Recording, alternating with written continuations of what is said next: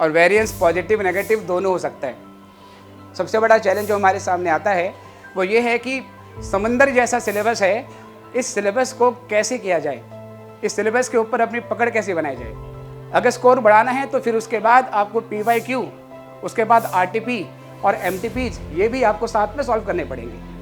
देखिए दोस्तों, CA inter निकालने का सिंपल सा मतलब है कि आप अपनी लाइफ में 5 साल आगे बढ़ जाएंगे। क्या हाल है आप सबके? All good? तो बेटा देखो, आज ऐसा है, थोड़ा सा कुछ अलग बातें हमने करनी है।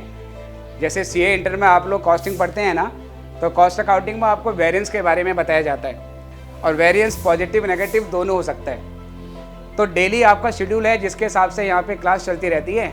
आज उसमें थोड़ा सा हम लोग वेरिएंस लेके आए हैं, तो हमने कहा चलो आज कुछ पॉजिटिव वेरिएंस, कुछ मोटिवेशनल फैक्टर, उसके बारे में हम आपसे बात करते हैं। CA इंटर के लिए जब भी हम तैयारी करते हैं, हमारे लिए सबसे बड़ा चैलेंज जो हमारे सामने आता है वो ये है कि समंदर जैसा सिलेबस है, इस सिलेबस को कैसे किया जाए, इस सिलेबस के ऊपर अपनी पकड़ कैसे बनाई जाए। तो बेटा ध्यान रखना है, आपको हर चीज़ सिस्टमैटिक तरीके से करनी पड़ेगी क्योंकि सिलेबस बहुत ज़्यादा है। इसलिए आपको सबसे पहले सेफ जोन में अपने आप को लाना पड़ेगा। और सेफ जोन में लाने का मतलब है कि पहले आपको ICI का मॉड्यूल, जो आपके 6 सब्जेक्ट हैं, ICI का मॉड्यूल 6 सब्जेक्ट का कवर करना पड़ेगा।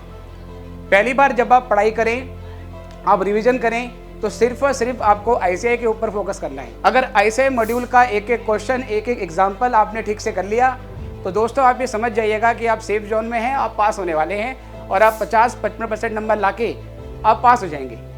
अब बात आती है कि सर जी स्कोर कैसे बढ़ाया जाए।